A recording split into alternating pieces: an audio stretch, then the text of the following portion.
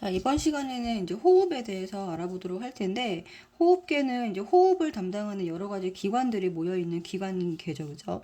그래서 숨을 쉬면서 이제 산소를 흡수하고 CO2를 배출하는 기능을 담당하고 있습니다.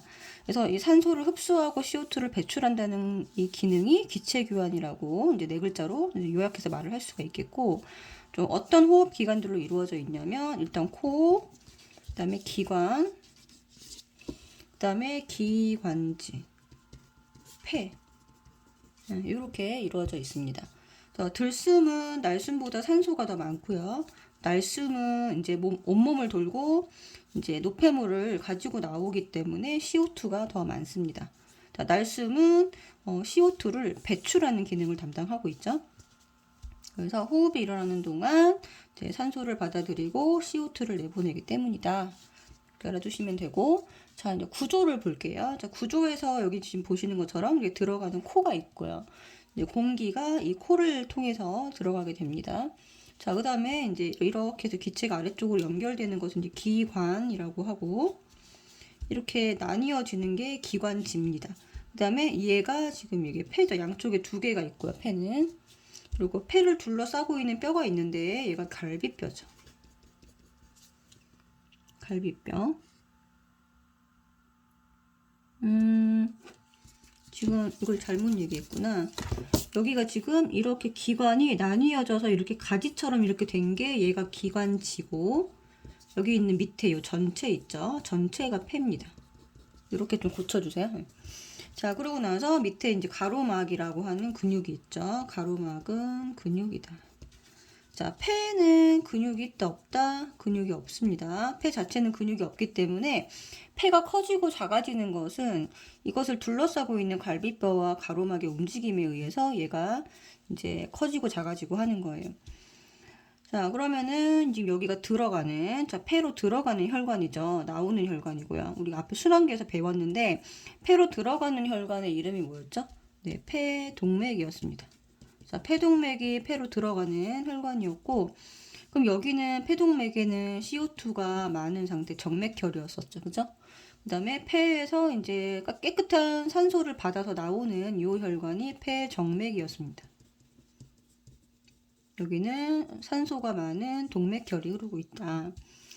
그리고 여기 안에 이제 폐가 있고요. 폐를 둘러싸고, 네, 모세혈관이 이렇게 폐를 둘러싸고 있습니다. 자, 그럼 이쪽 오른쪽 그림을 보시면 이게 화살표가 기체의 움직임이거든요. 그러면 폐에는 뭐가 많은 상태냐면 산소가 많은 상태예요. 폐 자체에. 여기 안이 이제 외부 공간이랑 연결돼 있죠. 그러면 산소의 폐포 안에 산소가 많기 때문에 산소는 항상 많은 곳에서 적은 곳으로 이동을 하거든요. 그래서 모세혈관 쪽으로 이렇게 이동하는 거는 산소의 움직임이 되고, 다시 폐로 나오는, 이렇게 해서 나가는 거니까 나오는 화살표가 CO2의 움직임이 됩니다. 요걸 약간 모식도로 다시 옆에다가 그림을 좀 옮겨서 그려보시면, 폐포는 이런 길이 있고 이렇게 이런 주머니 형태로 되어 있고요. 요 주변을 이렇게 모세혈관이 이렇게 돌고 있습니다. 이렇게 둘러싸고 있죠. 이렇게 모세혈관이 둘러싸고 있는데, 그러면 이 폐포는 어디랑 연결되어 있냐면 이쪽으로 가면 바깥이랑 연결이 되어 있어요. 폐포의 끝은. 그래서 바깥으로 연결되어 있기 때문에 일반 공기가 이 안으로 들어오는 거랑 똑같아요. 그러면 여기는 산소가 많은 상태. 그리고 이 모세혈관에는 CO2가 많은 상태. 그래서 이 산소는 이렇게 모세혈관 쪽으로 들어오게 되고 CO2는 폐포 쪽으로 나가게 된다. 이런 얘기인 거죠. 이해되시나요? 그래서 항상 이 공기가 움직이는 거는 확산이라고 하는 것에 의해서 항상 농도가 높은 곳에서 낮은 곳으로 이동을 하는 방법으로 이 기체들이 움직이게 되거든요. 확산이란 단어를 좀 기억을 해주시고, 여기서는 확산이라고 하는 방법에 의해서 기체가 이렇게 움직입니다. 자, 그러면 이제 호흡기에 대한 설명이다. 가로를 채우시오 해서 가로를 한번 볼 텐데, 1번. 자, 코는, 자, 이 공기를 습하게 하는 곳이에요. 자, 습하게, 축축하게 하고 여기 이제 코 안에 미세한 털과 액체, 여기 점액질의 액체가 있기 때문에 여기서 먼지와 세균을 걸러냅니다. 1차적으로. 그리고 기관지 안쪽 벽에도 더 가느다란 섬무라고 하는 털이 있어요. 그래서 얘도 마찬가지로 먼지와 세균을 2차로 걸러내 줍니다. 그래서 기관에서 기관지로 연결되죠. 기관지는 폐 안에서 더 많은 가지로 갈라져서 폐포랑 각각 연결이 됩니다. 그래서 폐가 이렇게 하나의 주머니가 아니라 이렇게 작은 폐포가 여러 개가 굉장히 수천 수만 개가 연결되어 있는 구조입니다. 폐포랑 연결된다. 그래서 폐는 가슴 좌우 쪽에 한 개씩 총 2개가 있고요. 그리고 갈비뼈와 가로막에 둘러싸여 있습니다. 이걸 흉강이라고 하거든요. 그래서 이 안에 갈비뼈 가로막으로 되어 있는 공간, 그 공간을 흉강이라고 합니다. 자, 그 다음에 5번이 중요한데 폐는 근육이 없어요. 근육이 없어서 스스로 운동할 수 없다. 이렇게 해주셔야 되고 여기 별표입니다. 스스로 운동할 수 없다. 그럼 폐는 어떻게 폐가 커지고 작아지고 하잖아요. 그죠? 이거 어떻게 폐가 운동을 하냐? 아까 말씀드린 폐를 둘러싸고 있던 갈비뼈와 가로막이 움직여서 폐가 움직이게 됩니다. 그래서 이런 이제 실험을 보신 적이 있을 텐데 이 그림을 보면은 이렇게 외부로 향하는 빨대가 이렇게 있고 요 안에 작은 풍선 2개를 연결해 놨습니다. 그리고 요런 컵에다가 컵 밑에 이렇게 고무막을 이렇게 해놨어요. 풍선으로. 그러면 이 빨대가 의미하는 것은 뭐냐면 빨대는 이제 기관을 의미하겠죠. 그리고 컵 속에 있는 공간은 흉강입니다. 갈비뼈와 가로막이 구성하고 있는 공간이죠. 그죠? 흉강.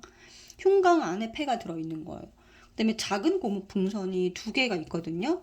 이 작은 고무풍선이 폐에 해당이 되고요. 그 다음에 고무막이 가로막에 해당이 됩니다. 자, 이렇게 해놓고 고무막을 잡아당길 때랑 밀어 올릴 때를 보겠습니다.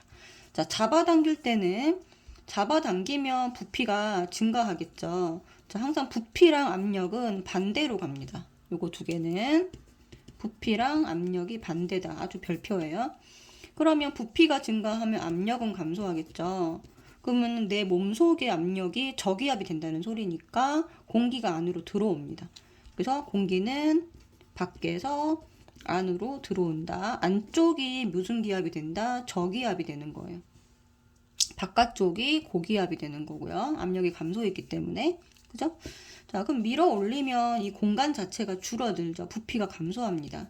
그러면은 컵 속의 압력, 내 몸 속에 폐 속의 압력이 증가하게 되겠죠. 그러면은 내 몸 안이 어떻게 되나요? 그러니까 밖이랑 안이 있으면 이때는 내 몸이 고기압이 되죠. 여기가 저기압이 되죠. 그러면 공기는 바깥으로 이동을 해서 날숨이 되게 됩니다. 그래서 잡아당길 때는 들숨, 잡아당길 때는 들숨, 밀어 올릴 때는 날숨 이렇게 기억을 해주세요. 자, 잡아당길 때는 들숨, 밀어 올릴 때는 날숨입니다. 있죠? 자, 그러면 들숨과 날숨일 때 몸의 상태를 비교해 보면 들숨. 자, 들숨은 공기가 안쪽으로 들어오는 거예요. 그러면 일단은 부피가 증가해야 들숨이 되죠. 부피가 증가하고 여기 폐 부피도 증가해야 됩니다. 그럼 흉강 압력은 감소하고 폐 내부 압력도 감소해야 돼요.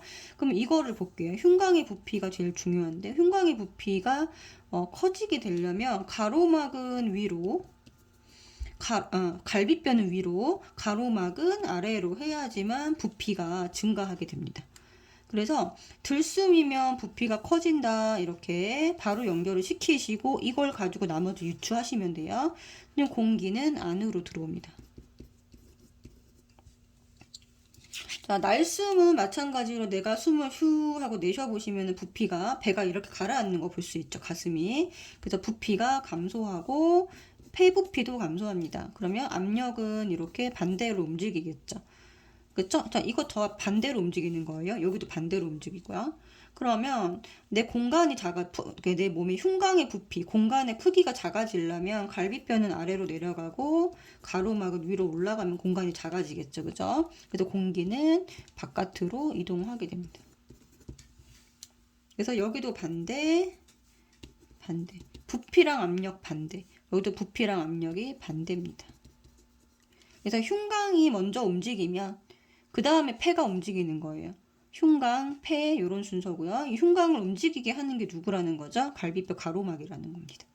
여기서 순서대로 갈비뼈와 가로막이 움직이면 이 부피가 결정되고요.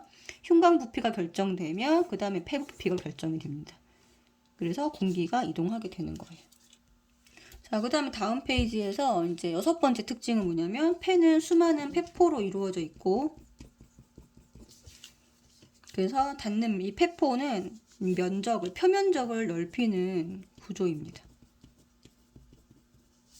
우리 앞에서 소화계에서 소장의 융털 배웠죠, 그죠? 같은 의미로 이해를 해주시면 되고요. 소장의 융털도 표면적을 넓히는 구조예요. 자, 일단 폐포는 작은 공기주머니이고 모세혈관으로 둘러싸여 있죠. 그래서 여기 모세혈관과 폐포 사이에 기체 교환이 됩니다. 그래서 산소랑 CO2가 교환된다. 앞에서 얘기했죠, 그죠? 그래서 어떤 식으로 교환되느냐? 폐포에서 모세혈관 쪽으로는 산소가 이동을 합니다. 자, 폐포는 산소가 바깥이랑 연결이 돼 있고요.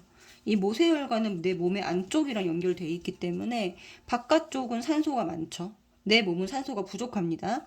그럼 산소가 많은 쪽에서 작은 쪽으로 이렇게 이동을 하게 되고 내 몸속은 이산화탄소가 많아요. 바깥은 적고요. 그래서 CO2는 반대 방향으로 이동을 하게 됩니다.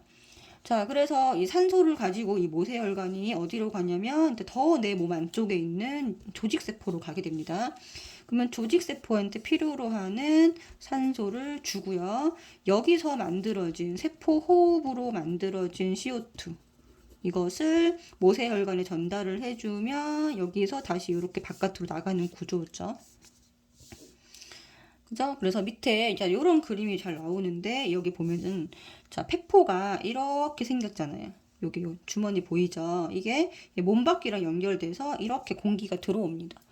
그러면 자 A는 요 화살표 모세혈관 쪽으로 주고 그 다음에 여기서 이제 요 흐름을 타고 이렇게 가서 조직세포한테 전달해주는 C.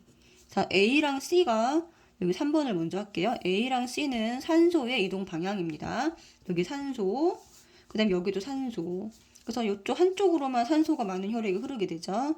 자, 그럼 조직세포에서 세포 호흡을 통해서 받아온 이산화탄소는 D가 되겠죠. 여기는 CO2의 이동 방향이 되고 이 모세혈관을 따라서 이렇게 해서 폐포로 와서 몸 밖으로 내보내는 B도 CO2의 이동 방향입니다.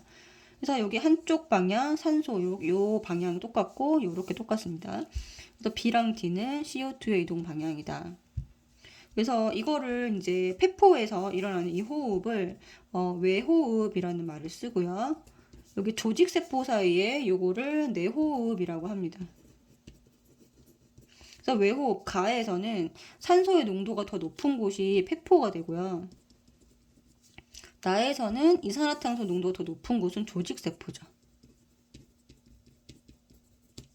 그래서 항상 산소는 바깥이 많고 이산화탄소는 내 몸 안이 많다.